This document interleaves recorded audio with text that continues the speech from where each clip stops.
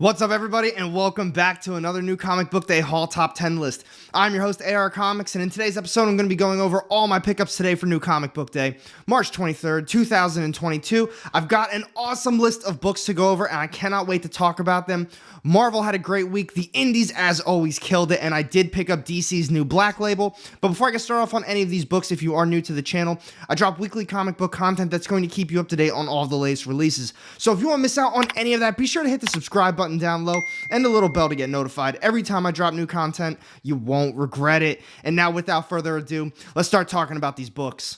All right, everyone, I hope you're all having a fantastic day so far today. I want to give a huge shout out real quick before I get started off on this top 10 list to this channel sponsor, Whatnot. It is the best buying and selling app platform out there, not just for your comic books, but pretty much all of your collectibles. If you've got it, they've got a category for it. Not only do they do comic books, but they also do Pop Funko, Yu-Gi-Oh cards, Pokemon cards, design, clothing, sneakers. It's all out there. If you've got any questions about the app, getting started on it, message me down low in the comments section or hit me up on Instagram. It's still AR_comics, and I can get back to you and help you out with that. But if you haven't signed up yet, use the link down low to sign up and you get $10 off your first purchase. And now, moving on to this top 10 list, as always, I gotta let you know, there's definitely gonna be spoilers. I get really excited talking about these books, but once I get into it a little bit too in-depth, I'm gonna put a little spoiler tag down low for you so you can skip ahead or just mute it and move on. So to kick this list off first, we've got coming in at number 10, this is Marvel's Captain America Iron Man, issue number 5. This is cover A, and the series is finally over. And yes, I say it that way because honestly, this series was very skippable. In the beginning, I pretty much only got it because it was Alex Ross covers. And in the beginning, it really wasn't all that bad. As the series progressed, I definitely lost some interest in it. First one wasn't bad. Issue 2 was meh. Third one was all right. The fourth one, honestly, really was probably the best one of the series, and the ending wasn't horrible. We got left on a little bit of a cliffhanger, so they're probably going to be bringing another volume to this to some sort of extent. But the one thing that I did like about this series, besides the gorgeous Alex Ross cover artwork, but I liked how it kind of not turned into a mystery, but as the series itself progressed, everything that we thought we knew that was going on, I'm not going to be spoiling that for you guys because that kind of will ruin the series, flipped the script a little bit, did a nice little 180, and it's like, wow, the people who we thought were good, this is going to be a spoiler for sure, actually were the bad guys this entire time. So the series itself took a little bit of a plot twist, and I did like that aspect, but like I said, that was just the fourth and now the fifth issue that I liked the most. It started off all right, but in my opinion, definitely skippable. Let me know what you thought about it down low, but now let's move on to number 9. Next up on my list this week, we've got coming in at number 9. This is Image's Philadelphia, issue number 20. This is cover A. To be quite honest, so this is coming in at number 9, not because it was a bad issue, but honestly because this week was fantastic. I really did enjoy a lot of these issues. I don't really know how to go about explaining this issue or kind of reviewing it. We've hit the point in this series where there's a lot of just crazy stuff happening. The series itself started off with, we've got these detectives and there's vampires in Philadelphia and they're trying to figure out how to go about that. And then the series just went bonkers and everything just was off the wall crazy. I really did like it. I like how they incorporated all these different presidents into this series now. And it seems though each arc is kind of bringing in a new president that's kind of the leader of, I guess, everything that's going on in that current arc. But now with this one, we kind of have this vampire war with the werewolves. That's gearing up to be something crazy. We've got George Washington in it now. It almost feels like at this point, there's like 3, maybe even 4 separate plot points going on. We got left on a weird ending too, where they're going to be going to a different dimension. I'm guessing it's most likely going to be hell, but if you're not reading Nita Hawes, I'd say at this point, it probably is smart to start reading that. Because like I said, the way this one ended, they're going into a different dimension. If you're caught up in Nita Hawes, she's kind of in hell right now. Maybe they do a nice little team up of some sort because they are in the same worlds. They're also written by the same guys. I'm a big fan of both series. Definitely check this one out. Definitely grab the trade paperbacks if you can. I know some of these earlier issues are a little bit more expensive. Overall, I did really like this issue though, but like I said, just a lot of stuff going on in it right now. But for those reasons, we've got Philadelphia, issue number 20, coming in at number 9. Next up on my list this week, we've got coming in at number 8. This is AWA's The Fourth Man, issue number 3. This is cover A. We've only got one issue left, so for AWA standards, this is definitely a small series for them. Usually they do 5 issues, sometimes 6, but for 4 issues, I know Bad Mother was also 4, and I wish I had some more issues for that, and that's how I feel about this one so far. I'm a big fan of it right now. Each issue has been set up the exact same way. We've got some detectives, and then they basically are just stumbling upon a dead body, and it kind of leads us to the issue of, well, I wonder what happened to this guy. But what happened to him is the actual issue. So all 3 issues have been set up the exact same way, and now the 4th one is going to bring everything together.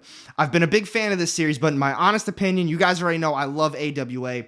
I would wait for a trade paperback for this one. There's not a ton of stuff that really happens in these issues, and especially since all 3 of them are pretty much set up the exact same way, and we don't really get a ton of info that differentiates the different deaths so far. We get some, and I don't want to spoil that for you because it is a good series. You should read it for yourself. But like I said, at this point, I would wait for the 4th one, or if you can get all of them together, read the first 3 and then read the 4th one right after that. In my opinion, that's definitely how this series should be read. But I do highly suggest it. I do think it's a very good read so far, and I like the artwork as well. But for those reasons, we've got The Fourth Man, issue number 3, coming in at number 8.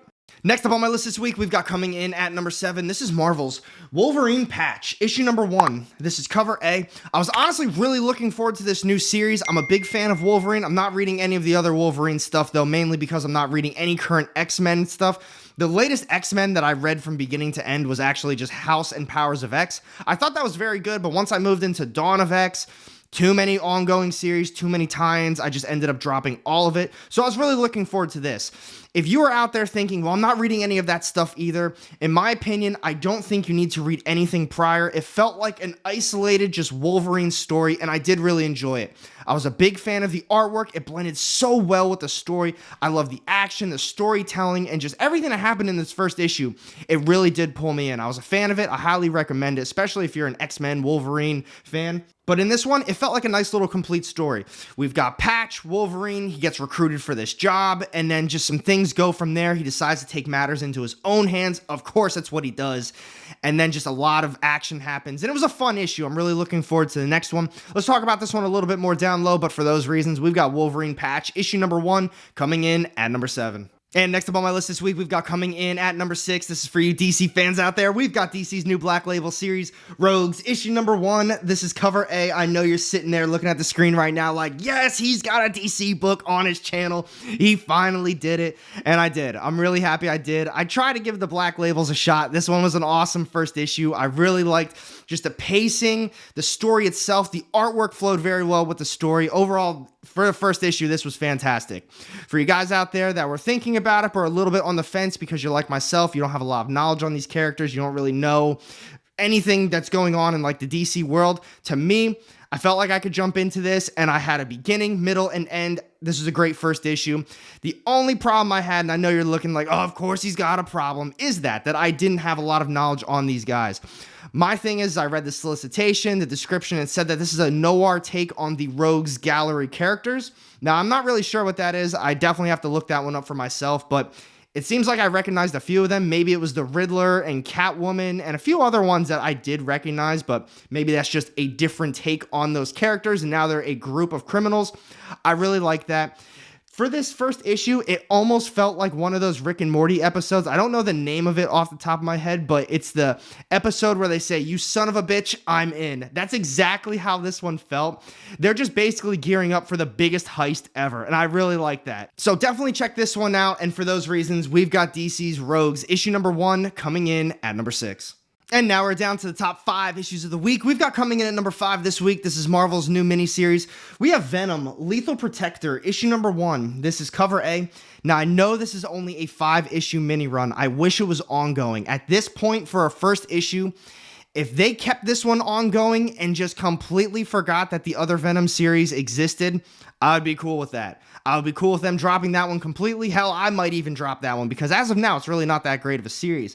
This one, it was exactly like the description said. They said that they were going back to Venom, the Lethal Protector's roots. And that's exactly how it felt. It felt like a fresh, old-school Venom story. I loved it.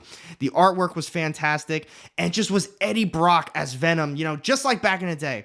He's trying to save people, but at the same time, it's like, oh, well, you know, I'm kind of a good guy and bad guy at the same time. I want to do good for the community and protect these people, but I still want to kill Spider-Man because he screwed up my life. I love it.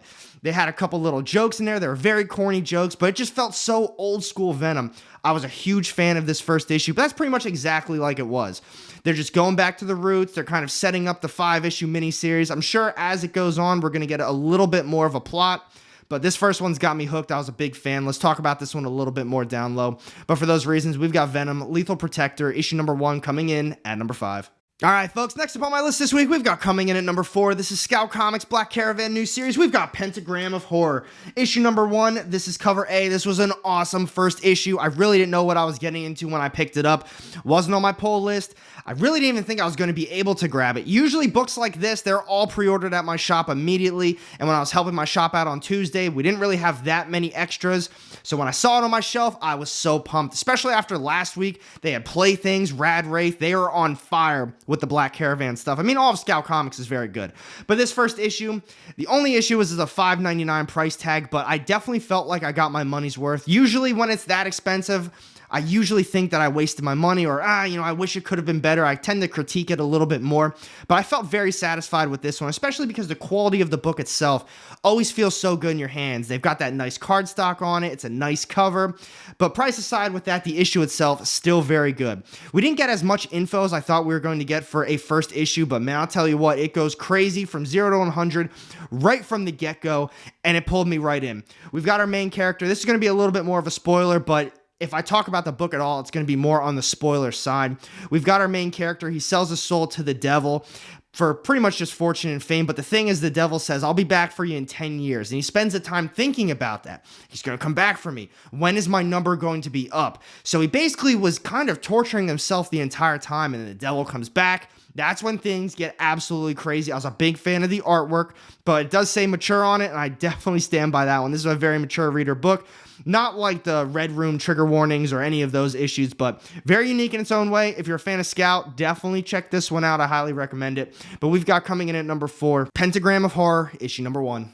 Next up, we've got coming in at number 3 this week. This is AWA's Hotel, issue number 4. This is cover A. I absolutely love this series. I'm a big fan of it. I highly recommend it. John Lees is on fire with it. Typically, this is more of a horror series, kind of a really scary feel to it. It reminds me of The Twilight Zone. This issue hit me right here in the feels. I felt this one in my heart and soul when I read this issue. So typically in these issues, we've got our main characters. They're usually kind of a lost soul. They're trying to get away from somebody.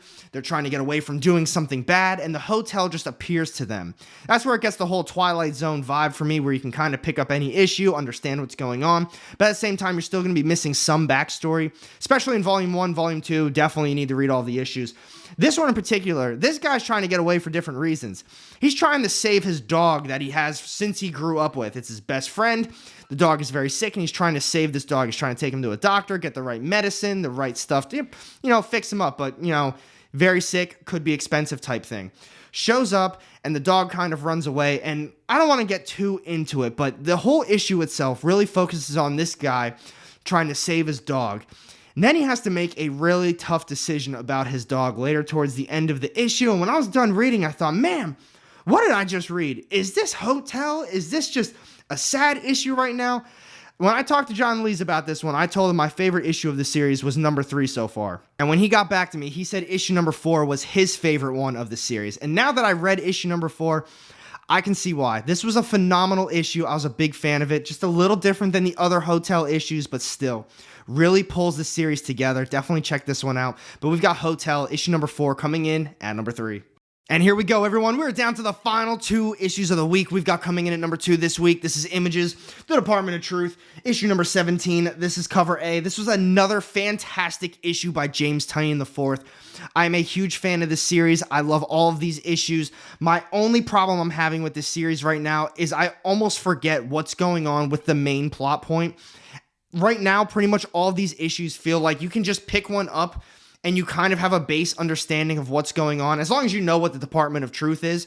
But it feels like they've gone so far without having a plot-driven issue. They just keep having these small stories. They did Mothman, they did Bigfoot. Now they've got, for this one in particular, it was dealing with the moon landing. And I don't think we had any actual Cole plot-driven issues for a while now. I could be wrong with that one, though. If I'm wrong, let me know down below in the comment section which one I'm talking about or missing out on. But with this issue in particular, like I said, we've got the Department of Truth. I believe it was Nixon that just went into office. They're having a little sit-down meeting, and we've got Lee. He's explaining everything to Nixon now, saying, you know, we've got the Department of Truth. Here's how we learned about that you can just change the narrative of everything. They were talking about how they can just implement that into the country, and they decided the first big thing that they're going to do is the moon landing.